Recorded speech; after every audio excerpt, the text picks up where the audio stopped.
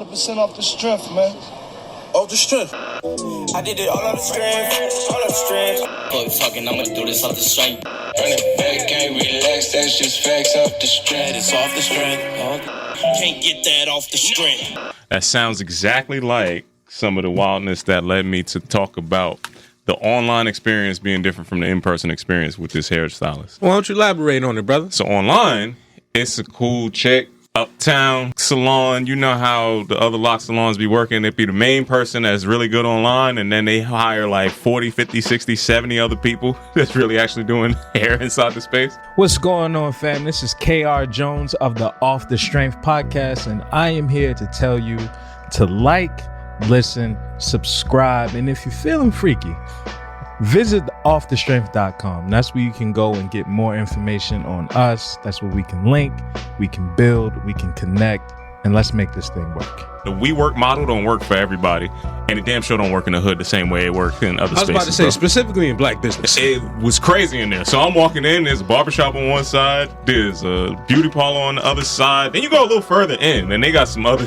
off-brand shit happening inside some of these cubicles. What you need, fam? We got you.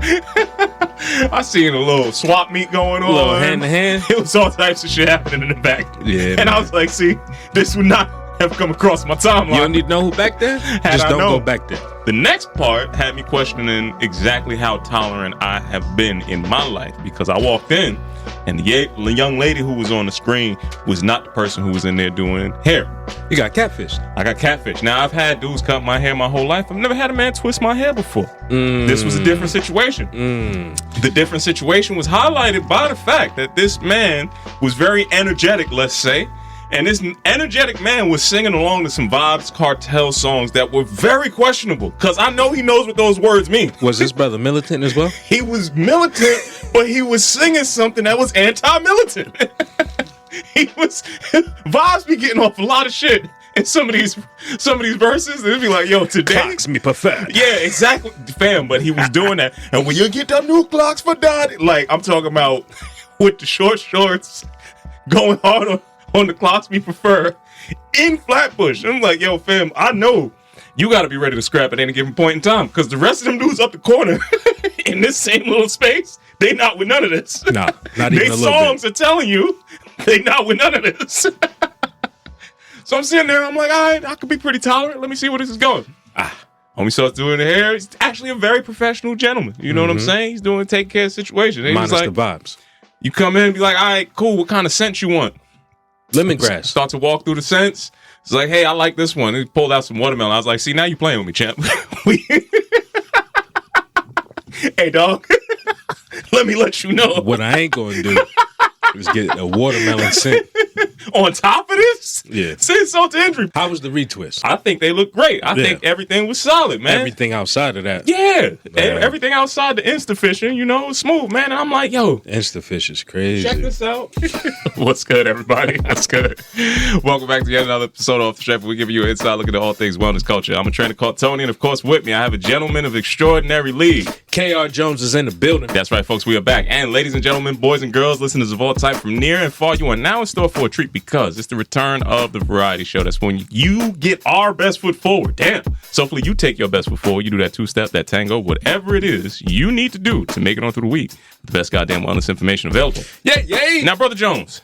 What's the word? After having quite the festive transition through the evening and a punctuated week with all different types of opportunities for fun, laughs, and good times, I can tell you that springtime is back and spring fever is apparently alive and well, man. How you feeling this week? Man, spring is here for sure. And you can feel it in the air where like everyone is itching to get outside, itching to get that hot New York. Like this is a time of the year when New York is the best. Almost to the point of now that I'm in this corporate environment, fam, people was acting like it was summer Fridays or like it's August. I mean, it's April. I'm tripping. It's April. It's not nowhere near summer. Summer is after Memorial Day weekend. And it's Wednesday. It's like you got to go back to work. No, it was Friday. It was like, hey, man, listen, it's nice outside. I'm going to take off after lunch. Like folks was hitting lunch at 1, out the door by 2. I'm like, this is wild, but All right, cool. And I think, it's just been a lot going on with the weather change, with centers coming out. It's been a lot going on online, in person, outside, and I'm just trying to navigate the space. All right, man. I hear you. And I, too, was navigating some interesting spaces, as I alluded to. And I told you, I heard somebody being hot and bothered very early on. So I understand all these things, Kyle. The Instafish is crazy. Instafishing is a real thing. Please don't get caught up. Some of these businesses be, blackfishing, too, out there. Too. But we're not going to get into them for right now. Blackfish is crazy, too. My week was interesting. I got to say that it started off with the whole 420 eroding Easter and turning into a whole E in Easter. Turned into a whole excursion on that side, man. I think it set the precedent for the rest of the week. I got a chance to break bread with some people I haven't broken bread with in a long time. I got a chance to catch up and hear about new life hurdles, all of that different kind of stuff. And I also started working with a cannabis brand myself. I started working with Fountain of Youth as an ambassador, so I'm officially on the clock selling that dope, Kyle. That's right. Yeah. So I'm back in there and honestly spending time in a lot of dispensaries. Dog, I gotta be honest with you. I walked in and in the first, I say 5-6 minutes, I realized, I could get a bucket in this room with no problems. Yeah. But that was not the most important thing to do. I think it was something that dawned on me as I was starting to see everything play out. Is like, I got to be the best facilitator I possibly could be right now. Yeah. And that's something that I want to bring into this week's Ask the Professional, my man. So, Brother Jones, have you ever had to play smaller to win bigger? All the time. I need to understand what some of the lessons that you learned, or give me a story that played out in your life. I think about a conversation you and I had years ago that was pivotal on just the difference between being right and being effective. Right? Like, you can be right till the cows come home, right? Like, definitively, you can be like, I know I'm right, you wrong, I'm big, you small, like, go all the way down the Matilda, timeline. But if that's not going to get you that bucket that you just talked about, if that's not going to move the meter, if that's not going to inspire somebody else to, like, show up, then it's unnecessary, right? And there isn't really a place for that when we're talking about business. Now, when it comes to playing smaller, you got to be a role player, right? Especially if you're trying to get a whole ship to turn, right? If you're trying to get a team victory, fuck your crossover. You know what I'm saying? Like, fuck your step back. Like, swing the ball, swing the rock, and get somebody else involved. And just as I'm bouncing around through different basketball analogies, like, your star player is only as good as the rest of the team that he empowers. Yeah. If your star player is showing out and he get triple team, like, and he pass you the rock, can you hit that jump shot? Do you feel confident in hitting that jump shot when your number is called?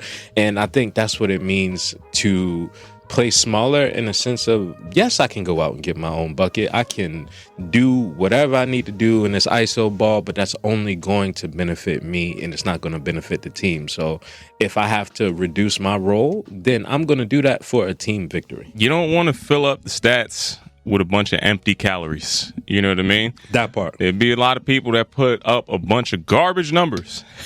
Yo, I dropped 50 tonight. On a losing team. How many assists you had?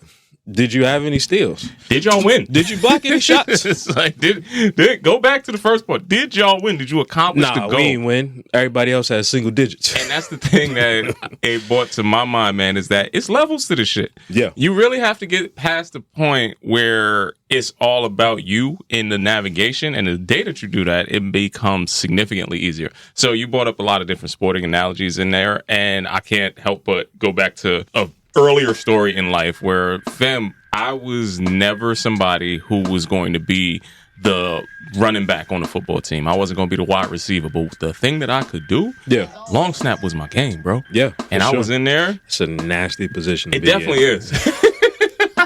But I was the best at nastiness. As a kicker, I respect your service. You needed to have to do it. For sure. Not everybody could make this work. This was a vital portion 100% to your offensive scheme. If you could not get the ball outside of a 5-yard radius accurately, you can't run any of these fantastic plays that you see in the NFL. And that's why most of these people in high school and like even college don't do that. So being able to facilitate just that little space was kind of like, yo, I want to be a tight end. I want to run around. I want to catch the ball. I want to do all the rest of this stuff. Yeah. And it's like, yeah, I could do this, but literally nobody else could do this part. Okay, transition that into the story around life was like, yeah, I could do X, Y, or Z if I'm walking into a space where you have to be in a portion of a sales role. You have to be in a public speaker role. You have to be so many different things dynamically. And at the same point in time, got to be aware of who the personnel is. Hey, if I do this and I take this position, what's that going to do to limit my other players on the field, right? Like if you come out first thing on the court,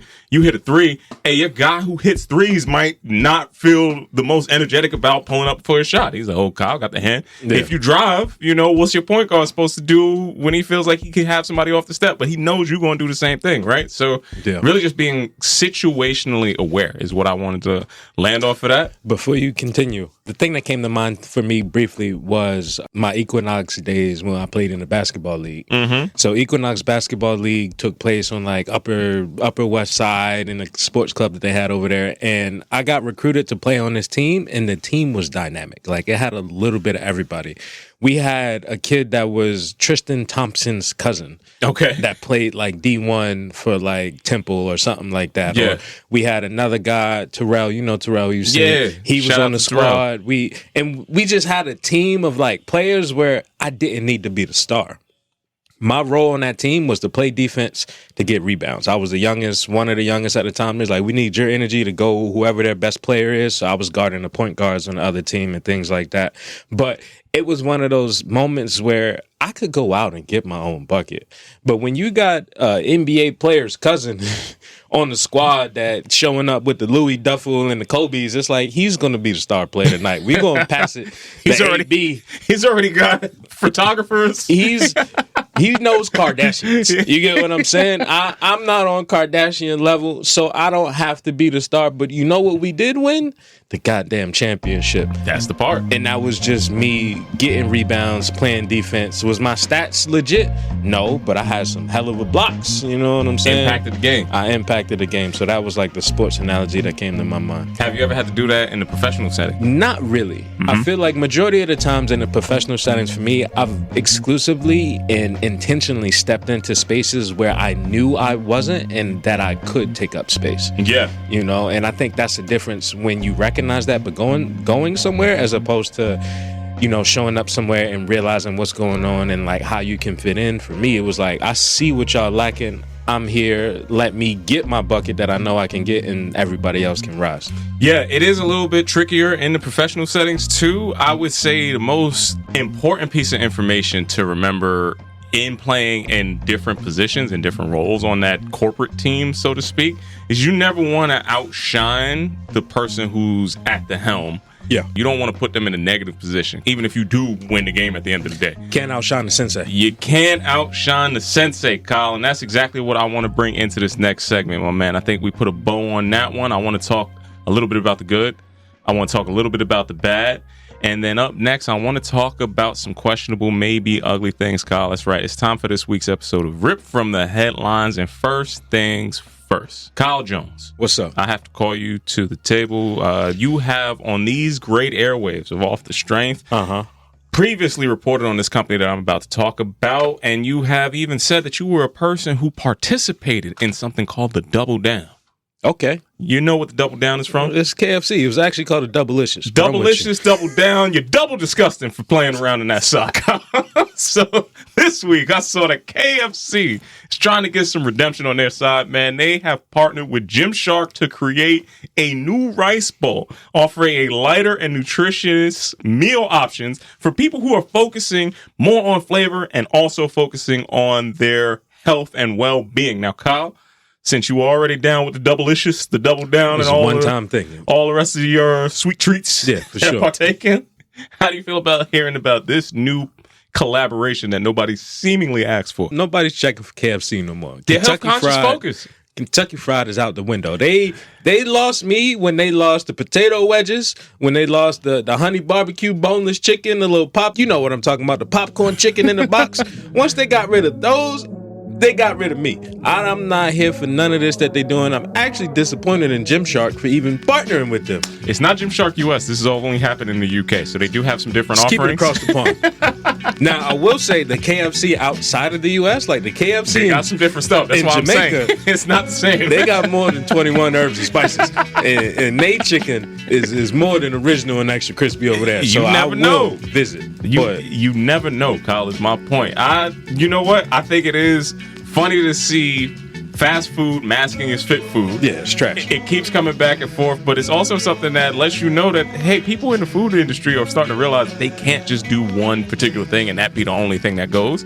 And American imperialism, where it's just kind of like, yo, we could just put out an American brand and that's going to be the thing that works. Oof. It ain't going to stick the way that you always think it's going to stick, man. It's nasty business out here. You know, so they keeping it fast, keeping it moving. I gotta keep with the food spaces, Kyle, on this next one because I saw another allegedly healthy company doing something with another fitness company, and I was like, wait a second, hold on, what's going on the fast food side, and why is Sweetgreen and Cadence now launching an NYC run series, Kyle?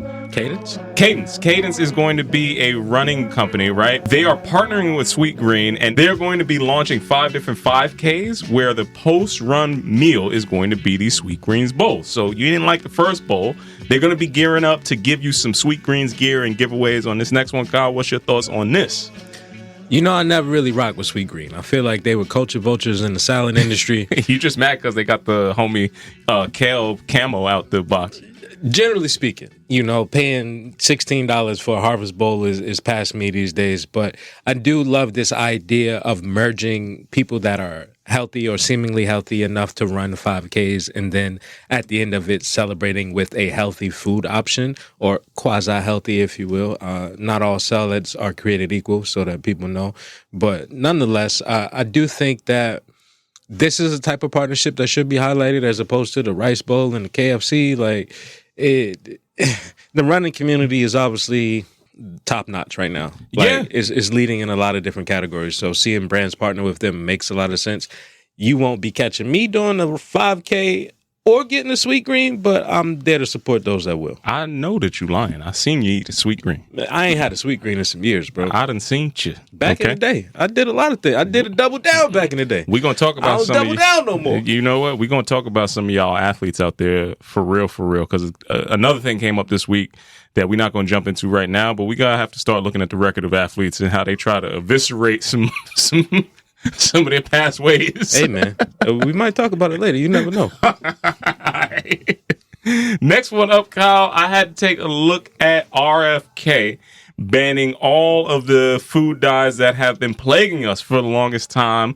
And I gotta say that this dude trying to make America healthy again is starting to make some strides, and I gotta give him some credit for it. I know we covered hearing about the food dyes being cancerous, and we covered how they might be linked to all different types of behavioral issues before. What's your thoughts on this being now positioned as an actual federal ban? It sounds good on paper. I love the idea of now retroactively going back and undoing all the wrongdoing that took place.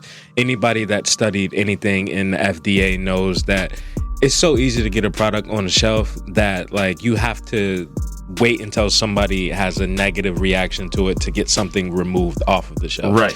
Now, when it comes to this dye and these bans taking place from regulations, I think that they should have been there. Like, it's not something that I feel we should celebrate. I mean, I'm glad it's here now, you know what I'm saying? But overseas, it was never this way. Yeah, that's what I was about to say.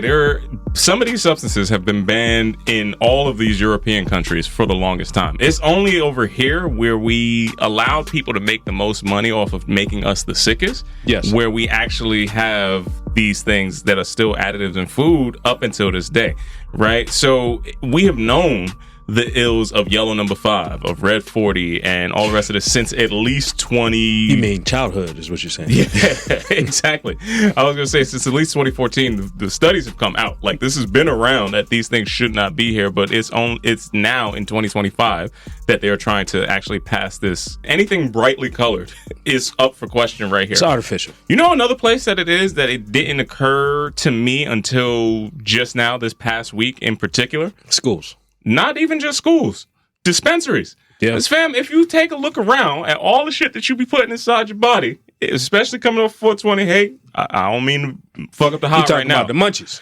The munchies, everything else, but I'm talking about the actual shit that's getting you hot. Them edibles, bro. If they are taking on the characteristics Of candy. yeah. Understand what's inside the same thing. Red dot number 3. Except for the good folks over at Foy. Now, Fountain of Youth choose, Kyle. There you go. They only use pure ingredients. Where can you get it, Tony? You can hit me up directly. Tony, get you that good. No, but seriously, in all honesty, being a part of something, I can't put my name on something that I wouldn't put inside my body. So I can't talk about I can't talk about health and wellness and be telling people to go out and get a bunch of garbage, bro. That's trash. And I put that stamp on why I said that Foy is the one to go with. You do your own research. You do your own dilly-dally, as my brother Jones would say. And that's going to be it from my side of Ripped from the Headlines this week. I'm thinking RFK, if he talked a little different, people would feel differently about him, bro. Maybe. He just needs somebody to dub his shit over. If he had a step in and he just whispered into somebody's ear and then they said the shit that he wanted to get off, we wouldn't feel the same way about it. You got to separate the message from the messenger. That's just always the case. Like, sometimes the message be for you, but the messenger is not your person. America needs to be healthy. Will we actually get there? The way this economy, this food is set up, I don't really know, but we're going to slide out of that. We're going to give you my own little good, bad, and ugly this week. Well, let's hear it. Now, Brother Tone, you know I am a fan of Nina Chanel Abney. Yes. She's one of my favorite artists, and I'm always going to shout that out whenever I can. Did you see that she is collabing with the good brother Salahi Bembury? No. For a nice little croc collab, if you will. That is an interesting looking croc. It does look reminiscent of what the old school van used to look like with the checkerboard pattern on it. Checkerboard van, yeah. I could see it complete in a similar kind of look and aesthetic, but I do like the pink hits on there. I think that's pretty cool. This is one of those collabs where I'm just happy to see, one, Salahi's evolution into the footwear space. Yeah. He's one of those pioneers that really came in and he left a mark on many brands, like from Payless, where he started, to Versace, where he, left long ago. You can feel his imprint everywhere. And he has a consistent story. Yeah, exactly, Hassan.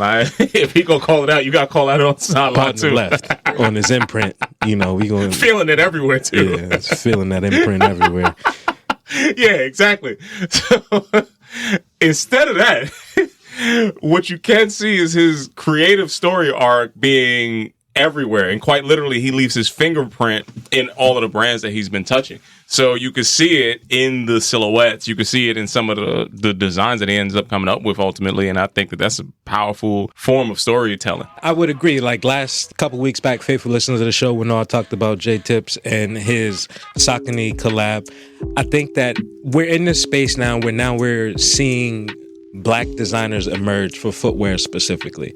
And I can't remember for the life of me that ever being a thing before. Like outside of celebrity, like, oh, Kanye got some new shoes, or Jordans as a whole, but the designers were never in the forefront when you think about larger brands like Nikes and Adidas and things like that. So to see someone move independently, so to speak, and have this, I don't want to say imprint again because y'all tainted the word, and have this showcasing, it really does inspire me to be like, all right, you can get your art out. You just have to be consistent enough for people to, gravitate towards it. Yeah. And I think we're also in an age where that art has to just be good. It doesn't really have to do anything other than be good. I think that there was a small window where there was a bunch of people getting some bullshit off. Oh, yeah. And now that window has been completely closed. 100%. So you have to show up, make good art, and hopefully, you get the spaces to collaborate and create with some of the people that are at the pinnacle of their craft, man. Shout out to both of them. Now, speaking of folks at the pinnacle of their craft, I typically don't like to do topical things, but it's just some stuff that we got to discuss because, who else going to talk about it if Off the Strength don't talk about it? Okay. First things first. Are you familiar with Shedeur Sanders, Deion Sanders' son? Yeah, I am. Have you seen everything going on with him not being drafted? Yeah, so I have seen that. I'm bringing this up because there's been a lot of different think pieces out about it, from sports analysts, from, online personalities, things of that nature. And the narrative seems to be the reporters, the media didn't say good things about him. And I think that mixed with someone being overly confident in their ability and it not measuring up to what I would say stakeholders, the people that own teams, majorities that make decisions would want to invest in. Yeah. You know, and I'm just thinking about really that space where is overconfidence an issue when you're trying to excel into a space that doesn't really celebrate individuality? Yes, especially if you're black. That is singularly a threat to anybody that is not coming from exactly the spaces and the neighborhoods and the vernacular and everything else that you come from. Your bravado would be seen as a threat. Now, I don't know if that's the only thing that's playing out here. Yeah. I will say there's a lot of nuance into the situation where it's not just his bravado that they got to worry about. You also got a father who is a legitimate Hall of Famer. Yeah. Who is somebody that really reshaped a lot of what was happening on the college landscape around where his son was going to play. Yes. That's a lot of power. I don't know if I'm going to give another black man that type of power in an all-white institution. Because that, if I see you do that here, let me let you know what the NFL is never going to allow to happen at the same point in time. That's probably the bigger conversation that a lot of people really don't want to have. Because it's like, you're going to have to be uncomfortable telling Deion and his son that he can't play in the second round for somebody. Yeah. That's a little tricky. So step away from that side of it. There's also the things that they can easily point at. He is also prime time, the whole different outlook on what he sees the draft doing versus where somebody who's a father who never had been a part of that whole situation, you're giving your son different advice. Yeah. You might not want to go to a specific team. Hey, if you go over here, your career is going to be effectively over because you're never going to start behind X, Y, or Z person, you know? And he has the negotiation power to kind of take it the direction that he wants to go. But the downside to that is that somebody who has vested interest, like the entirety of the NFL, will show you what your place is. They're like, hey, we might need you, but we don't need you to make this big of a statement. And we will happily lose in order to keep you in your place. Now, we just talked about playing small in another space to win big. Now, would it have been beneficial for him to play smaller? Would that still have gone over, or was the damage already done? I think you're always going to have a legacy that you're going to try to outrun as the benefactor of your parent being a legitimate, again, worldly star. Yeah. Getting out of the gravity of that is going to be a task if you're even great at what it is you were doing.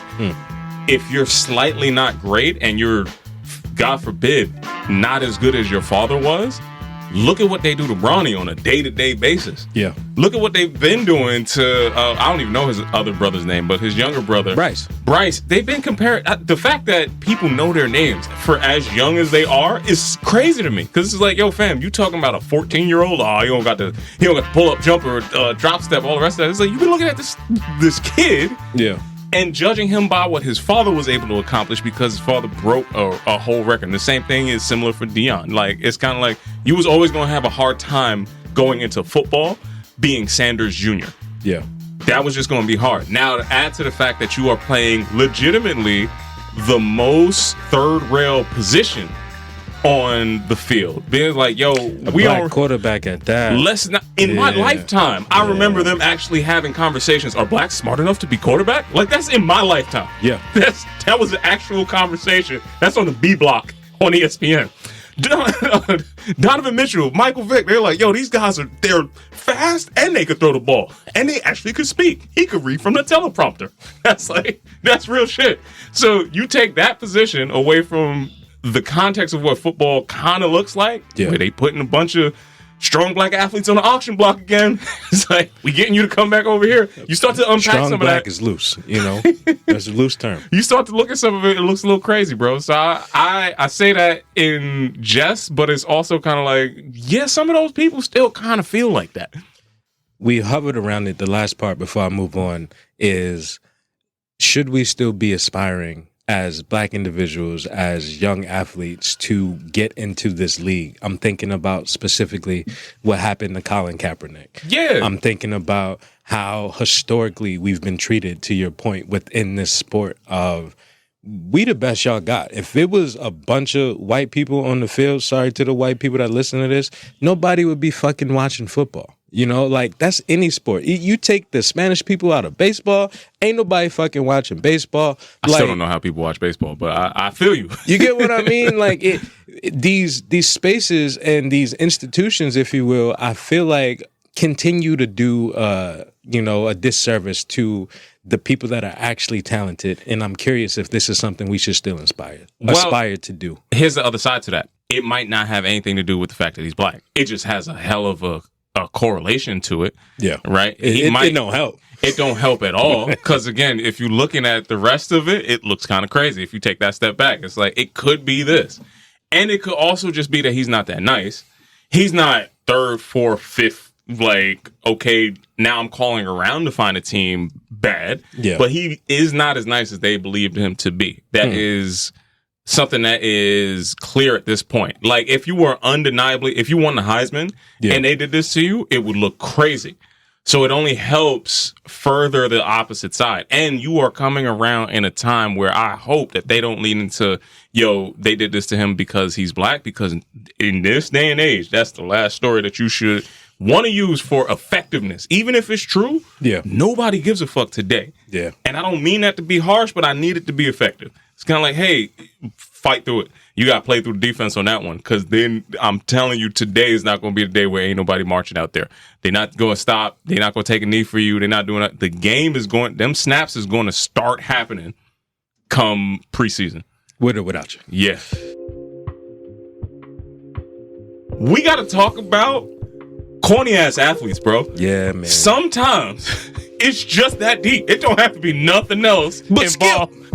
You could have been a corny. We can't act like there's not a bunch of people on every campus and every school, all over the place, that is only getting by on the fact that they're athletes. Can you fix corny? No. Okay. This is what I'm trying to tell you. Just making sure. You want your whole life being celebrated for your corniness. Because on the field, you wasn't corny. But if I had to have a conversation with you, if you had to be at all intriguing, if you had to be somebody that was dynamic, there's a lot of athletes that just walk around with corny and think that because they are athletes, they could get off some wild shit. That is a big part that I think a lot of people get tripped up on. We made them cool. They never was cool. You just have to understand. These people have been like this their whole life. On the field. That's it. And accomplishments that you've made on the field. When you take that helmet off, you take that uniform off, and you are in the world as a person, you're corny. And ain't no money in the world gonna change that. You can't polish it up any more than that. So outside of that, it just let me know some of the language, all the rest of the shit that he's getting off. This is his corny guy. We've celebrated a lot of other things. Can't nobody say half the shit that the most basic of Becky's was saying to him. Yeah, man. And be at all okay. No. I will not accept this. Not in Dr. Umar's 2020 and 5, Kyle. I'm trying to process it all, right? My whole thing is, it's a lot of brothers out here, and we've talked about this before, that didn't get attention from the opposite sex until later in life. He in the same category as that dude who's putting the tape over his mouth and then dunking his face in the water. Yep. They're in the same boat. I think they came from the same class. If you look at the muscle per capita to corniness, it's a lot. It's a lot of correlation. That makes sense. A lot of crossover. Sliding out of that, we're going to get into our Raising the Bar segment this week, brother. Ladies and gentlemen, boys and girls, listeners of all type from near and far, you are now in store to raise your bar. Brother Tone. Yo, what's the word? Yeah, man. See? This is... She heard the call. Snow bunnies never. You say it out loud and they just popped up. They just appear. See, they don't come in if you're on the They Bible. always put them on the glass, too, which is crazy. That's where it comes from. Come visit us down here at Newstead Studios where you can put yours on the glass. You can find out what that means when you show up. Now, sliding into this Raising the Bar segment, Brother Tone.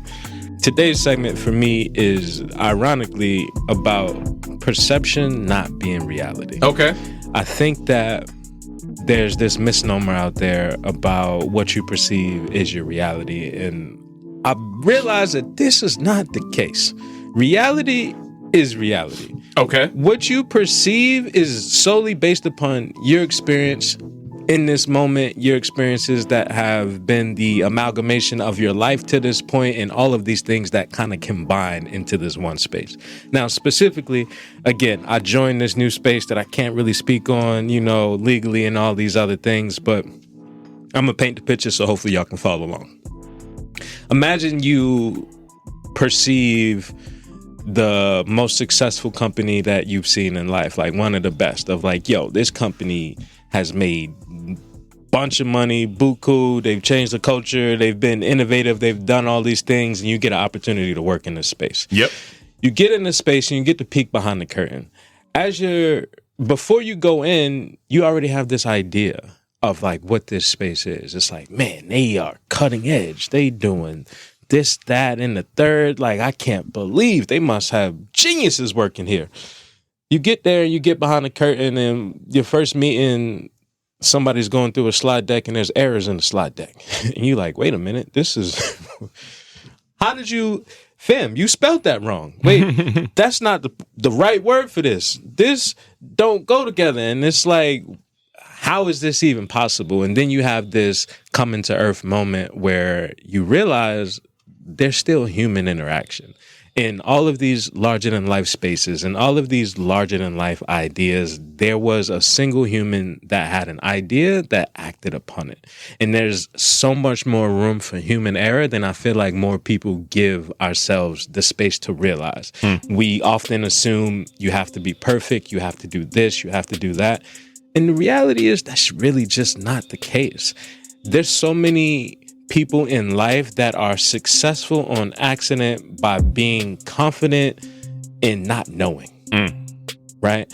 There's people that know way more than they should about any given topic and lack confidence and can't speak or say what they want to say and get left out of the equation. Yeah.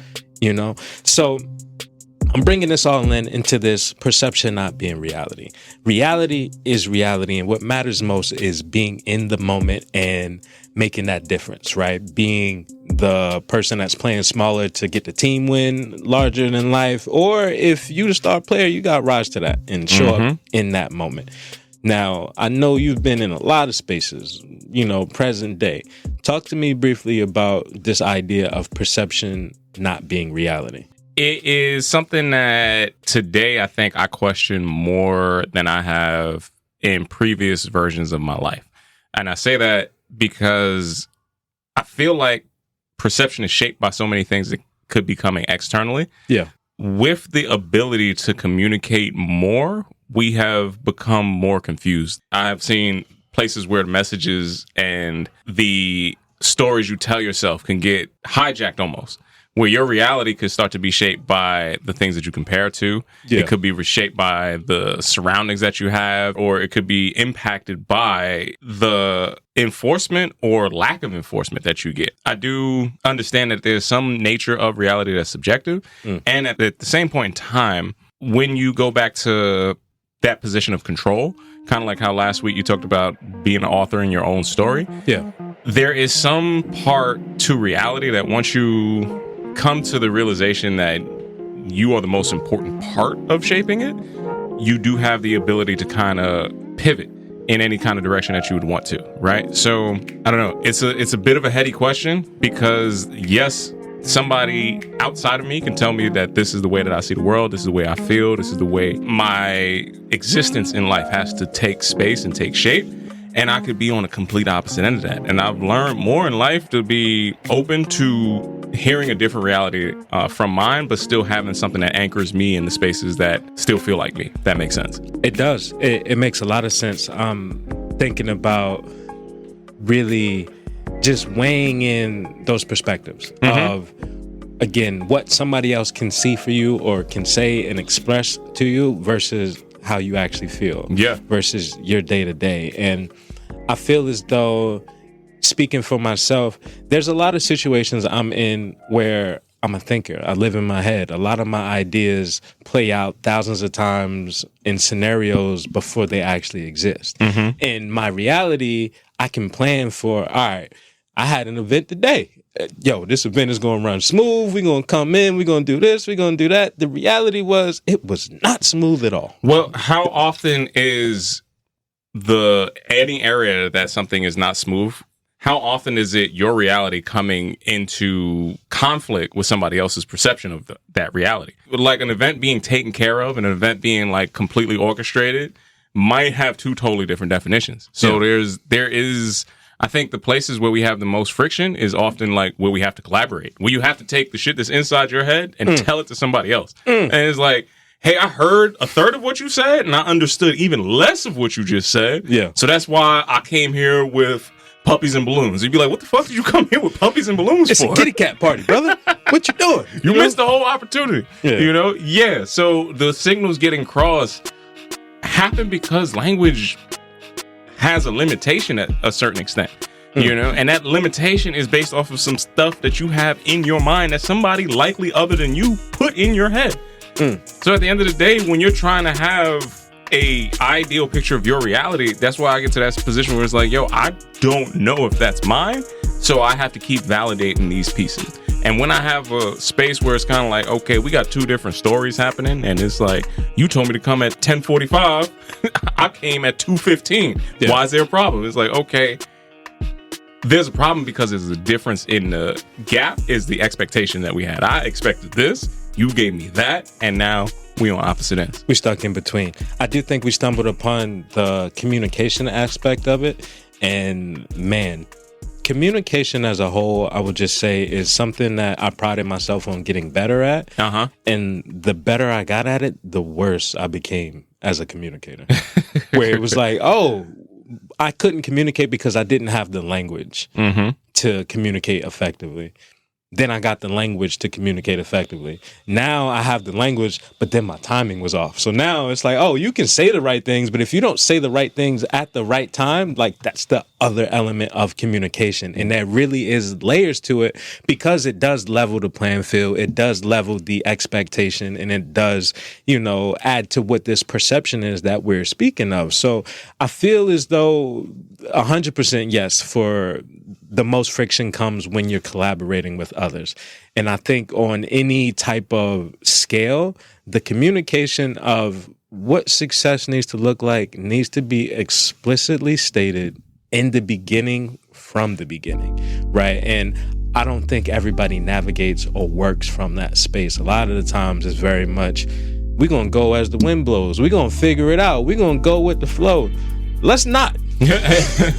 Let's not go with the flow, because then we're going to be in an unpredictable space. Yeah, I think it's a good position to learn a lot in, because there is some elements of life that you have to just be able to adapt and adjust. Was the operative word in there. Yeah, but if you're living your whole life like that, let me just tell you somebody that's living in chaos, bro.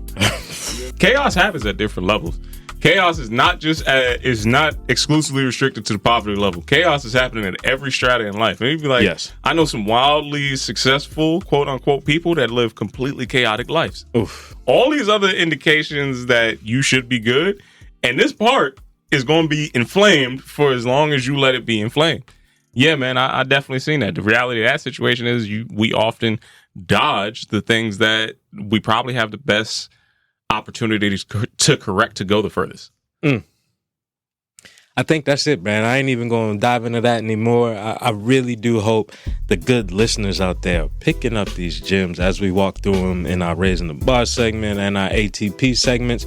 All of these things so we can only transition further into a relaxation responsibly segment. Brother Tone, I'm going to just go ahead and segue myself into it today. I was about to say, I'm going to need you to segue into that word again. Relaxation responsibly. There we go. Listen, bro, you know, sometimes when you get the edible going early in the morning on the wake and bake, the words be there, they just don't come out. You're not committed to the words. Not They're always. Not a part of your reality. I be speaking in cursive, you know.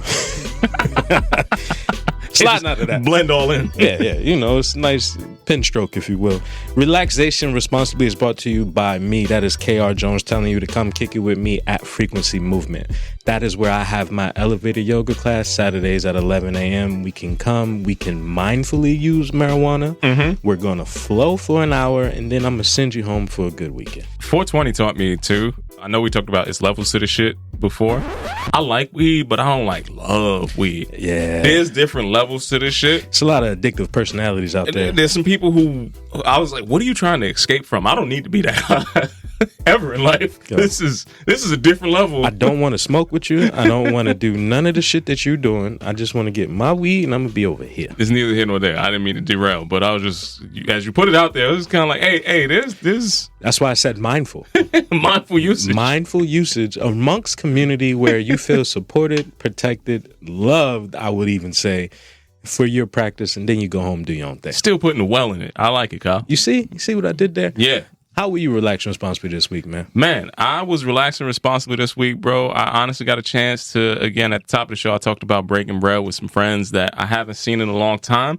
And that always is something that is restorative to the soul, but I just like to check in on the chapters that I see in my friends' lives at different points. Yeah. Because now at the age of nearing 40, I remember some of my friends from the back of the bus, like in 5th grade, and legitimately seeing where they're progressing through life and just checking in. We don't talk all the time. So to see that next chapter and be like, yo, this is what we're up to, this is where we're going on, it's fun to see somebody's progress, even if they don't see it as progress. Yeah. And that was ultimately something that was relaxing because it was kind of like, yo, fam, we all on the same motions. We're not doing the exact same thing, but I could still see us default back into that same, like, yo, you remember this mixtape? Oh, I like this. I'll go here. I definitely got a chance to see, childhood dynamics play out again, and that was something that's fun. That's love, man. I love that for you. Yeah. I would say there's no better compliment than someone who's known you at earlier stage in life and to see you present day and be like, damn, like I'm proud of the person you become. Or like the space that you've been able to navigate is tremendous. Like I had one of the OGs put a battery in my back one day. It was like, yo, your story is crazy, fam. You need to tell folks everything you do. I was like, I'm just living, man. But all right, bro, I appreciate it. It's like I barely put it together this morning, but I feel you. Thank you. Yeah, and being able to receive those flowers. I think a lot of times people really have a hard time of hearing positive enforcement, positive feedback. Because going back to your side, your reality might not be positive. Yeah. It's like your reality is I'm living through it, dog. I'm doing day to day. Staying out the way, you know what I mean? I'm doing my best, man. I'm trying to do that. If your reality sounds like that, it's easy to understand why you are hesitant to accept it. Man, it's another sentiment for another day, man. I hope these folks is working through it. I was relaxing responsibly this week by speaking on the space that I can't speak of. How can I paint this picture again? Man, it's been a long time since I've had a job. Mm-hmm. It's been an even longer time since I've had a job that cared about my well-being as a person. Wow. And when you have a space that offers everything that like you could actually need to be the best version of you, it's a different type of working environment. It's an investment. It's an investment because not only do you have food and snacks and beverages and hydration, there's the gym, there's the massage, there's the doctor. If you're not feeling well, you can literally go check in with the doctor right now, and I feel like it really did change my eyes and my perception, if you will, on what work could actually look like. Mm-hmm. A lot of the times I feel like most jobs that you go after is just what you could reach. It's like, all right, this sounds like a good space. I'm gonna go over here. Like, they seem pretty good. It's like, no. I've been exposed to the best of the best. I don't want to go back. You know what I mean? Fam, they had you calmly. I'm happy that you have all that other stuff going on, and I'm happy that brought you some, relaxation into your week. Yeah. They had you at free food. I know you. Again, 100%. I'm coming back to not just they put out any free quality free food, because you're gonna get Kyle in the van. I gotta clear it up because sometimes people just associate free with being good. No, like, no, yeah, this tastes amazing because it's free. No, that is not the case. I'm not here for all free things because all free things are not here for me. Yeah, right? I understand that. Now, and I know that they trapped you with free food, Kyle. With a mean, sign on the dotted line. it's optionality, brother. It's like I can go to the walk on Tuesday. Listen, I can have Spanish. I can have an Asian. They got a salad bar. They had you just free food. I had some maple bacon the other day, brother. When I tell you it was the stickiest of the icky on the maple bacon, I was like, man, y'all got some ribs downstairs and a steak. It's neither here nor there. Don't get down there with your nose open. You know, I'm gonna take it easy and move at a nice, sensible pace. Yeah, you know, after a certain point, you start adding up.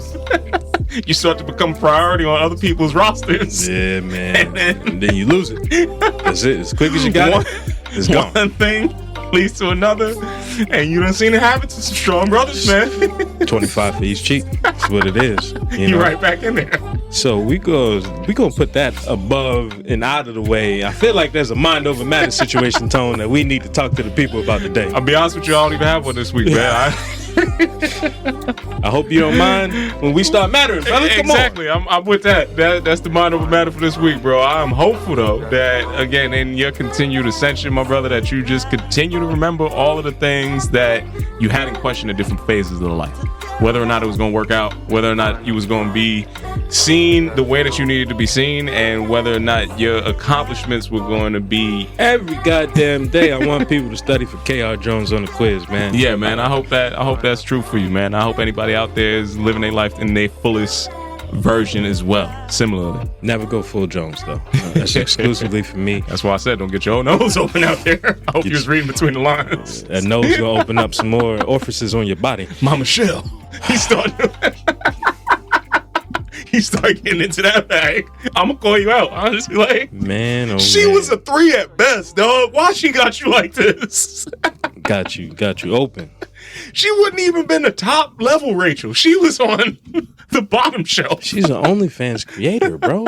What are we doing? She ain't even one of the popular ones. She doing it herself. She don't even got somebody running her page. What are we doing? This is the bottom of the shelf. I'm finding hope for myself, and I hope that people match their perception with their reality, right? I hope that you take the time to understand, unpack what it is you want, and you put your best foot forward, your 2-step, your tango, whatever it is you need to do. We say it every week, but I don't know how many people actually doing it to get what they need out of life. You know? Man. So I'm hopeful that people move in that direction. I'm hopeful for this spring weather that's going to transition us into a nice summertime, and, you know, stay safe out here because it's crazy in these streets. Hell yeah, man. And I am with you on that sentiment, Brother Jones. Now, if people needed to catch up with us, the good folks over here Off the Strength, when we're touching down on these microphones in Newsstand Studios, live on the block of the rock, how could they get in touch with us, Kyle? You can visit us on Instagram at @offthestrength_, or if you're in the greatest city in the world, that is New York City. Sometimes you can come on down to Rockefeller Center, where you can visit us at Newsstand Studios, where we record live and direct on the block of the rock at the bottom of the rock. If you can't make it in, you can always visit Newsstand Studios on Instagram at Rockefeller Center or Twitter at Rock Center NYC. Once again, it's been another fantastic episode of Off the Strength from a trainer called Tony. KR Jones. Peace and much love to y'all out there. Until next time, we'll see you soon. Peace. What's good, everybody? I'm a trainer called Tony, and I am here from the infamous Off the Strength podcast, asking you today, listeners, viewers, wherever you may be, to please like, listen, and subscribe to our podcast. This is how we're going to continue to be able to deliver you the best goddamn wellness information out here. So if you want to keep hearing this and you want us to keep growing, you are a part of this show just as much as anything else. So please go to offthestrength.com. Make sure you check out our blogs. Make sure you check us out on IG. And if you're hearing this voice and you didn't hit that subscribe button, know that Kyle is going to come looking for you. You got that, bro. I feel pretty tolerant. I feel like I'm going good. Dap, hold me up. Peace out. Hey, here go your tip. Take care. You did a hell of a job. Until I got home and I thought I was walking into some, bro, I thought it was straight up DV. Okay. But that's not what was happening. The next door neighbor was putting in work. And I don't have to tell you the politic of this gentleman, but let me tell you, he was also very militant at the same time. Now, my tolerance went from being pretty open-minded to completely closed in an instant. Yikes. When I tell you, there's wild shit happening. There's techno music bouncing, and I'm hearing some of the most flagrant shit I've ever heard in my life. It's a lot to unpack, Tom. Now, in college, I've definitely been a victim of a soundtrack where, like, You in a dorm room, fam. Like, we got 3 hots and a cot in here. You get what I'm saying? Like, I had to throw the AirPods in so I ain't get the, the name calling. You get a dog on loud. Like, it really is. I think it's a territorial thing. I think so too. It's more than just a territorial thing. It's very primal, His primal is peacocking at his finest. Mm-hmm. You gotta get your shit off. You gotta make it all work out. Like, who are you doing this for? Like, at the end of the day, shut up and bust a nut. This is what Bernie Mac said, right? All that hooting, huh? Shut